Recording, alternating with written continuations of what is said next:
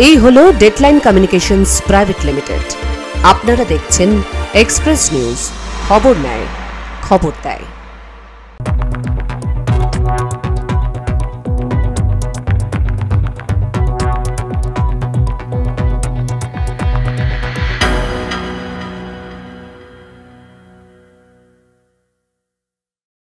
Express Bangla brought to you by Shri Ramakrishna Institute of medical science. নমস্কার, express নিউজে আপনাদের স্বাগত। আমি রয়েছি আপনাদের সঙ্গে সুকন্যা। শুরু করছি এক্সপ্রেস বাংলা।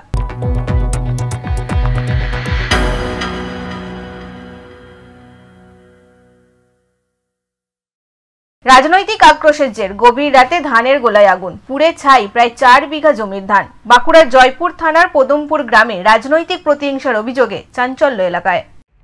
বিরোধী রাজনৈতিক দলের সঙ্গে যুক্ত থাকার শাস্তি। রাতের অন্ধকারে 4 বিঘা জমির ধানে আগুন লাগিয়ে পুড়িয়ে দেওয়ার অভিযোগ উঠল দুষ্কৃতীদের বিরুদ্ধে। স্থানীয় সূত্রে জানা গেছে, মধুসূদন লোহার ভাগ চাষি হিসেবে কাজ করেন, অন্যের জমিতে চাষ করে জীবিকা নির্বাহ করেন।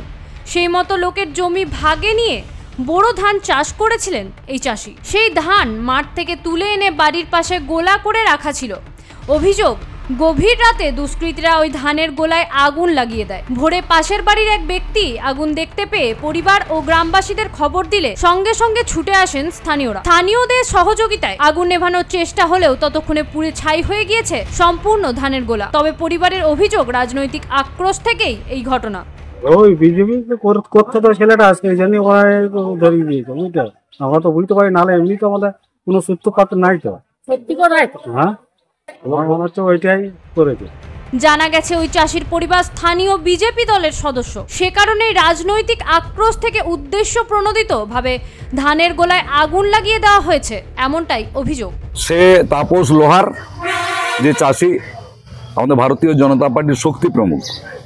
এর কয়েকদিন আগে ওই তাপস লোহারের ওই লোকের জমি চাষ করেছিল আলু, 25 বস্তা আলু রাতের অন্ধকারে চুরি করে নেয়। আমাদেরকে ভাবিয়ে তুলছে যে পশ্চিমবঙ্গ বর্তমানে সমাজ বিরোধীদের মুক্তাঞ্চলে পরিণত হচ্ছে আস্তে আস্তে। পুলিশি তদন্ত শুরু হলেও এখনো পর্যন্ত কেউ গ্রেপ্তার হয়নি। এই বিষয়ে তৃণমূলের পক্ষ থেকে কোনো প্রতিক্রিয়াও মেলেনি। Bureau report, Express news. সূর্যমুখী চাষ মেটাচ্ছে ভোজ্য তেলের চাহিদা। ঝাড়গ্রামের সাঁকরাইলের একাধিক এলাকায় প্রথমবার সূর্যমুখী চাষেই মিলেছে বড়সড় সাফল্য।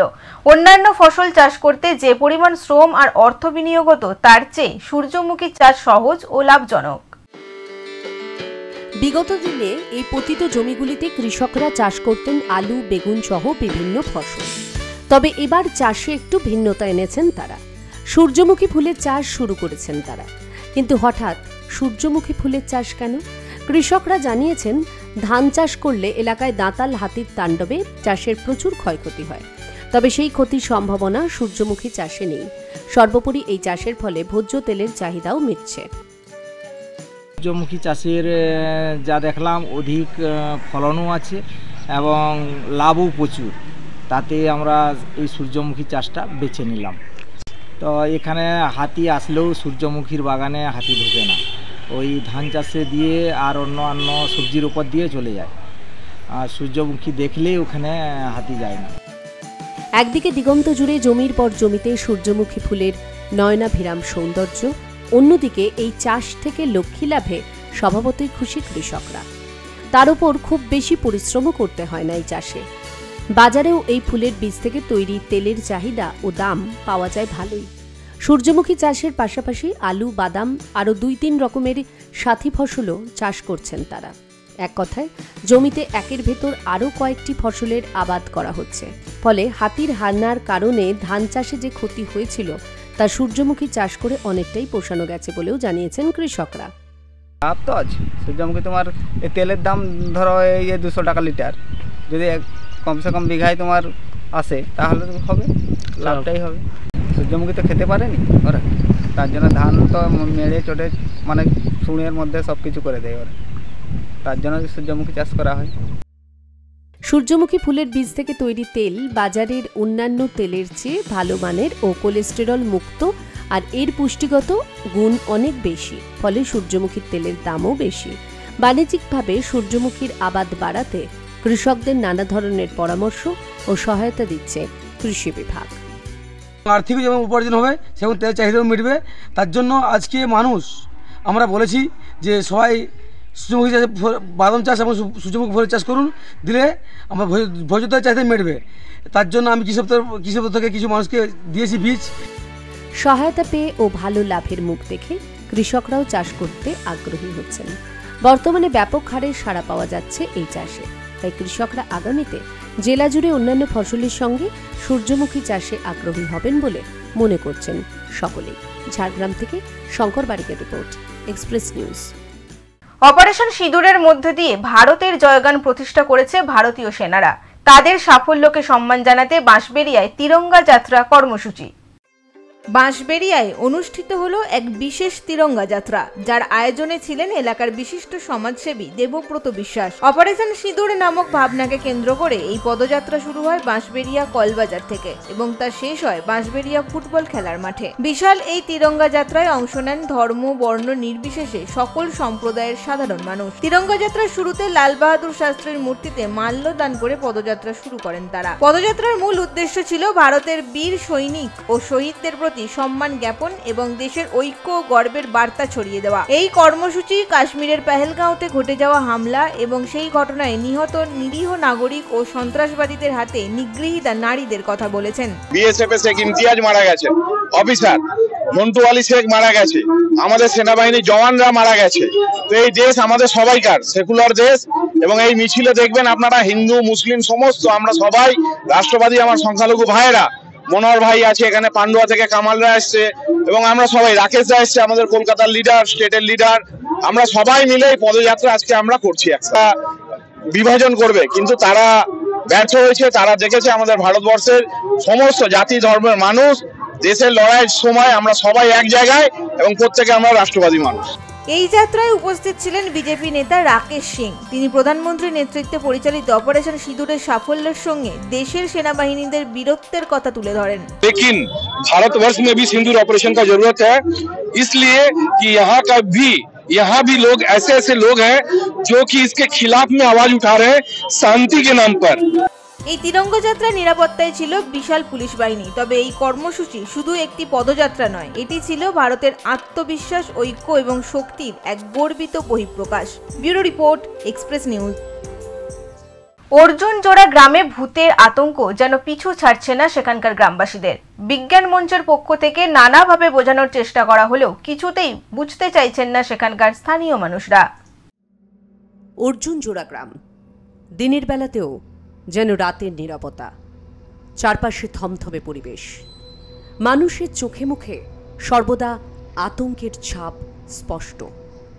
অর্জুনজোড়া গ্রাম সহ আশেপাশের বেশ কয়েকটি গ্রামের মানুষজনের বদ্ধমূল ধারণা এই গ্রামে ভূতের বসবাস। পশ্চিমবঙ্গ বিজ্ঞান মঞ্চের পুরুলিয়া শাখার পক্ষ থেকে বিভিন্নভাবে সচেতনতার বার্তা প্রচার করলেও দীর্ঘ প্রায় 1 মাস হয়ে গেল, তবুও ভয় ভীতি কাটছে না মানুষের মন থেকে। এলাকার প্রাইমারি, মাধ্যমিক, উচ্চ মাধ্যমিক স্কুলগুলি প্রায় বন্ধের মুখে। ভূতের ভয়ে কোনো অভিভাবক তাদের বাচ্চাদের পাঠাচ্ছেন না স্কুলে। দীর্ঘদিন এইভাবে চলতে থাকলে বাচ্চা ছেলে মেয়েদের পড়াশোনার পাঠ একেবারে শিখে উঠবে। কিন্তু সত্যিই কি ভূতের অস্তিত্ব আছে এই গ্রামে? স্থানীয় মানুষের একাংশের দাবি, কেউ বা কারা গ্রামে এই গুজব ছড়িয়েছে, যা বিশ্বাস করেছে সাধারণ মানুষ। কিন্তু এখনো পর্যন্ত কেউ কখনো অস্বাভাবিক কিছু দেখেনি। মনে হচ্ছে তো ভূত তো নাই এখানে, তাহলে কি হতে পারে? এইরকম হয়তো মানুষের একটা আতঙ্ক সৃষ্টি হয়ে গেছে। এই জায়গাটা পাইরালেই তার হয়তো একটা ডর লাগছে। আতঙ্কটা হলো কিভাবে? হয়তো আতঙ্কটা এইভাবেই মানুষে ছড়ান দিছে গল্প বলে বলে। কেন? যে এইখানে ভূত আছে, এইখানে আমাকে ধরেছিল, তাতে লাভটা কি? নুচিয়ে দিল। এবার তাদের কি লাভ হচ্ছে না হচ্ছে সেটা তাদের ব্যাপারটা। আমি তো বুঝতে পারছি যে এইখানে ভূত নাই। 3-4 বার এটা দিয়ে আপ এন্ড ডাউন করছে, আজ পর্যন্ত কিছু দেখি নাই। রাতেও দিনও 24 ঘন্টা আমরা টাইম ঠিকান নাই, আসা যাওয়া করছি, কখনো কোনো দেখি নাই। এটা লাভ তো কিছু নাই, ক্ষতি আছে। হুড়া ব্লকের কেশরগড় অঞ্চলে অবস্থিত অর্জুনজোড়া উচ্চ বিদ্যালয় সহ একাধিক স্কুলে ছাত্রছাত্রীর পরিসংখ্যান কমছে দিনের পর দিন। ফলে ক্ষতিগ্রস্ত হচ্ছে গ্রামবাসীরা। এখন দেখার কবে গ্রামবাসীরা বুঝবেন এবং কবে তাদের মন থেকে ভূতের আতঙ্ক কাটবে। পুরুলিয়া থেকে ভরত মাহাতোর রিপোর্ট, এক্সপ্রেস নিউজ। এক্সপ্রেস বাংলায় এখন সময় একটা ছোট্ট বিজ্ঞাপন বিরতির। ফিরে আসছি বিরতির পর।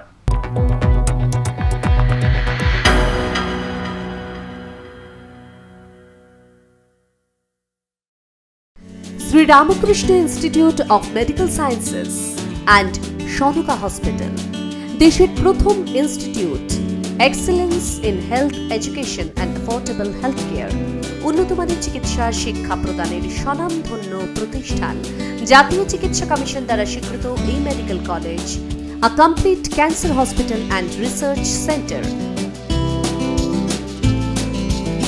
উন্নতমানের রেডিওথেরাপির ব্যবস্থা, এই রাজ্যে প্রথম ডিজিটাল পেট সিটি, জাতীয় চিকিৎসা কমিশন দ্বারা স্বীকৃত এই মেডিকেল কলেজ, সহানুভূতির সঙ্গে উন্নত সেবায় নিয়োজিত Shri Ramakrishna Institute of Medical Sciences and Shanuka Hospital, Malandighi, Kaksa, Durgapur.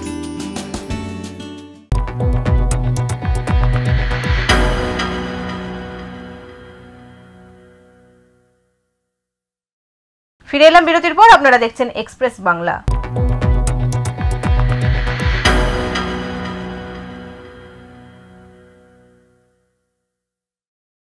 গ্রামে গিয়ে বৈঠক করেও কাটল না ভাবাদিঘির জট।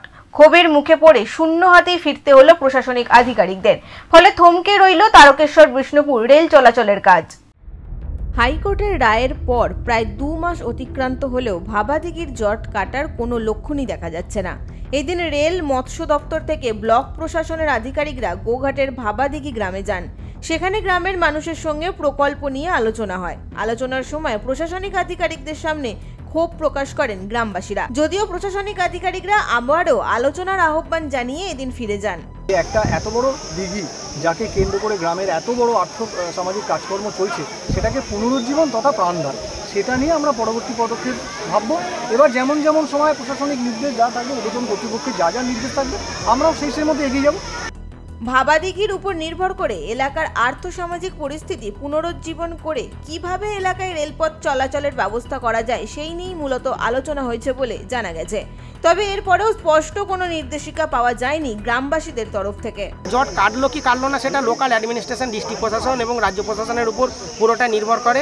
আমরা মহামান্য কলকাতা হাইকোর্ট তথা সুপ্রিম কোর্টেও যে জাজমেন্ট এসছে, সেই জাজমেন্ট অনুযায়ী কাজ হলো কি হলো না সেটা আমরা শুধু দেখব। হবে কি না হবে সেটা লোকাল অ্যাডমিনিস্ট্রেশন সেটা ফলো করবে। প্রসঙ্গত তারকেশ্বর বিষ্ণুপুর রেল প্রকল্প আজও গোঘাটের ভাবাদিঘি জটে আটকে আছে। 2010 সাল থেকে এই এলাকার কাজ বন্ধ রয়েছে। বাকি অনেকটা অংশে রেল লাইন পাতার কাজ শুরু হলেও ভাবাদিঘির বাসিন্দাদের আন্দোলনের জেরে সেখানে বন্ধ কাজ। সম্প্রতি কলকাতা হাইকোর্ট 3 মাসের মধ্যে ভাবাদিঘিতে কাজ শুরু করার নির্দেশ দিয়েছেন। এরপর থেকে বারবার বৈঠক হলেও কাজের কাজ কিছুই হচ্ছে না। Bureau report, Express news. দিল্লির মিউজিয়ামে এবার জায়গা করে নিতে চলেছে নদিয়ার শান্তিপুরের অতি ক্ষুদ্র হস্তচালিত তাঁত। শিল্পী আবু সালাম শেখের হাতের তৈরি এই যন্ত্রটি স্বীকৃতি পাওয়ায় স্বভাবতই খুশির হাওয়া নদিয়ায়। উচ্চতা 3.5 ফুট, চওড়া 2 ফুট, অতি ক্ষুদ্রতম হস্তচালিত এই তাঁত যন্ত্রটি এবার জায়গা করে নিয়েছে দিল্লির মিউজিয়ামে। নদিয়ার শান্তিপুরের এক শিল্পী নিপুণ কারিগরিতে তৈরি করেছেন এই অতি ক্ষুদ্রতম তাঁত যন্ত্রটি। সম্প্রতি নদিয়ার শান্তিপুরের হস্তচালিত তাঁত এখন প্রায় বিলুপ্তির পথে। এখন আর তাঁতিপাড়ায় শোনা যায় না তাঁতের খটখাটানি আওয়াজ। একটা সময় প্রায় প্রতিটি বাড়িতেই ছিল এই হস্তচালিত তাঁত, যার শব্দে ঘুম ভাঙত সকলের। এই শিল্পের উপর নির্ভর করেই জীবন জীবিকা চলত গোটা শান্তিপুরবাসীর। কিন্তু সময়ের পরিবর্তনের সঙ্গে সঙ্গে অত্যাধুনিক বৈদ্যুতিক যন্ত্রের ব্যবহার বৃদ্ধি পাওয়ায় মুখ থুবড়ে পড়েছে অতি প্রাচীন শান্তিপুরের হস্তচালিত তাঁতের। ফলে এখন অনেকেই অন্য কাজের সঙ্গে যুক্ত হয়ে জীবন জীবিকার রাস্তা বেছে নিয়েছেন।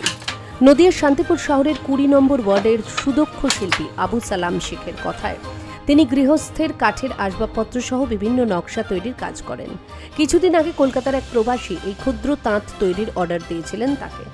এরপর মাত্র 10 দিনের অক্লান্ত পরিশ্রমে তিনি তৈরি করে ফেলেন এই হস্তচালিত তাঁত।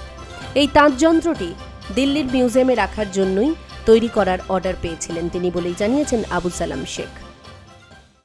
কাঠের জ্যাকেট তৈরি করা হয়েছে, লোহার জ্যাকেট হয় সেই জায়গায় কাঠের জ্যাকেট তৈরি করা হয়েছে, কাঠের সব কিছুই তৈরি হয়েছে, কাপড়ও তৈরি হচ্ছে। শাড়ি কি তৈরি করা এর মধ্যে সম্ভব? শাড়ি তৈরি করা বলতে শাড়িটা অল্প মানে খানিকটা বোনা হচ্ছে এই পর্যন্ত, মানে পুরোপুরি যে শাড়িটা তৈরি হয় সেটা সম্ভব হবে না, মানে এটা এমনি দেখানোর জন্য মানে এটা তৈরি। যে মুখে বলেছে যে দিল্লি যাবে এই পর্যন্ত বলে কথাবার্তা হয়ে তার মানে কোনো একটা মিউজিয়ামে থাকবে না, মিউজিয়ামে থাকবে বলেছে। তাঁত শিল্পীরা জানাচ্ছেন বর্তমান পরিস্থিতিতে হারিয়ে গেছে এই হস্তচালিত তাঁত, কিন্তু আবু সালাম শেখের তৈরি শান্তিপুরের ঐতিহ্যবাহী হস্তচালিত তাঁত দিল্লির মিউজিয়ামে জায়গা করে নেওয়াতে তারা অত্যন্ত গর্বিত। দেশ বিদেশের পর্যটক থেকে শুরু করে গোটা ভারতবর্ষের মানুষ মিউজিয়ামে গেলে এবার দেখতে পাবে শান্তিপুরের ঐতিহ্য হস্তচালিত তাঁতের সুদর্শন চিত্র করা হয়েছে। যেভাবে শান্তিপুরের তাঁতে কাপড় তৈরি হয় এটাও সেইভাবেই তৈরি হচ্ছে, নিখুঁতভাবে কাপড়টা তৈরি হয়েছে, কাপড়ে আমাদের বোনা হয়েছে, বা হাতটাতে যেটা আমাদের বুটি তোলা হয় যাকে বলে নকশা সেটাও হয়েছে, বা আসলে যে রেখি করা হয় বা নকশা করা হয় সেটাও আমাদের করে দেওয়া, মানে সম্পূর্ণ ফুটিয়ে তোলা হয়েছে। একদম এটাতে আমাদের একটা সাধুবাদ দেওয়া দরকার সরকারকে, প্লাস আমাদের গর্ব হয়েছে যে শান্তিপুরের তাঁত মিউজিয়ামে যাচ্ছে, যে পর্যটক বা বিদেশ থেকে লোক এসে দেখবে। আমরা চাইছি ভালোভাবে হোক, ভালো লাগুক, আবার যে জিনিসটা ধ্বংসের পথে চলে গেছে সেই জিনিসটা ফুটে উঠুক, যে আমরা এই যে চলে যাচ্ছে যে ধ্বংসের মধ্যে তাহলে আমরাও ওর মধ্যে যুক্ত ছিলাম, আমরা সুতোনাতা পাকাতাম মেশিন দিয়ে, সেই দিক থেকে দেখা যাচ্ছে আমরা কাজ হারা হয়ে যাচ্ছে, কাজ হারিয়ে ফেলছি, কিন্তু সেই দিক থেকে যদি আবার ফুটে ওঠে আমরা চাই আবার শান্তিপুরের তাঁতের শাড়ি আবার ফুটে উঠুক। শিল্পীর হাতে নিপুণ কাজ ও নকশায় সম্পূর্ণ কাঠের তৈরি এই ক্ষুদ্র তাঁত যন্ত্রটি মিউজিয়ামে রাখার পর আগামী দিনে অনন্য নিদর্শন হয়ে উঠবে গোটা দেশ বিদেশ জুড়ে। নদিয়া থেকে মাধব দেবনাথের report, Express News. Express Bangla এখনকার মতো এই পর্যন্তই। চোখ রাখুন এক্সপ্রেস নিউজে। এক্সপ্রেস নিউজ, খবর নেয়, খবর দেয়।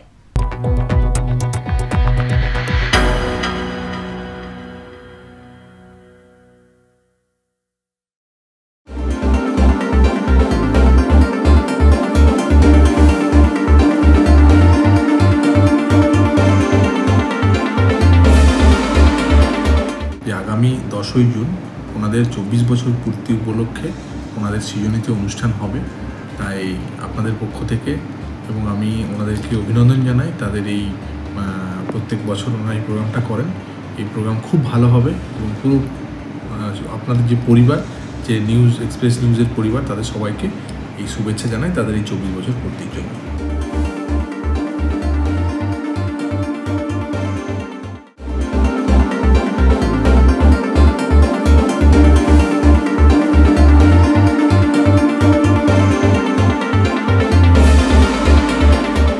এক্সপ্রেস নিউজ আগামী 10ই জুন তাদের 24 বছর যাত্রাপথ সম্পূর্ণ করছে।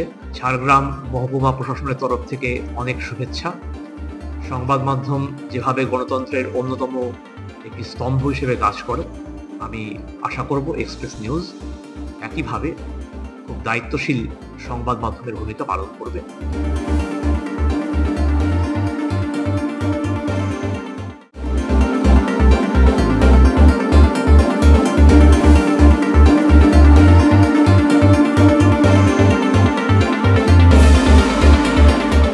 এক্সপ্রেস নিউজকে আপনাদের 24 বছর পূরণ হয়েছে, ওটার জন্য আমি আপনাদেরকে অভিনন্দন জানাতে চাচ্ছি। আপনাদের স্টাফ, আপনাদের ভিউয়ার্স সবাইকে আমি কংগ্রাচুলেট করতে চাচ্ছি।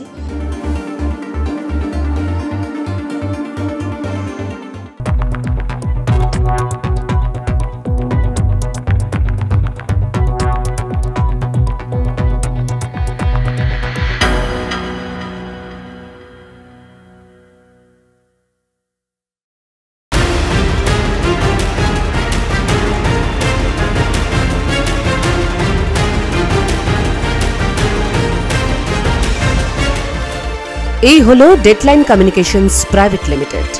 আপনারা দেখছেন এক্সপ্রেস নিউজ, খবর নেয়, খবর দেয়।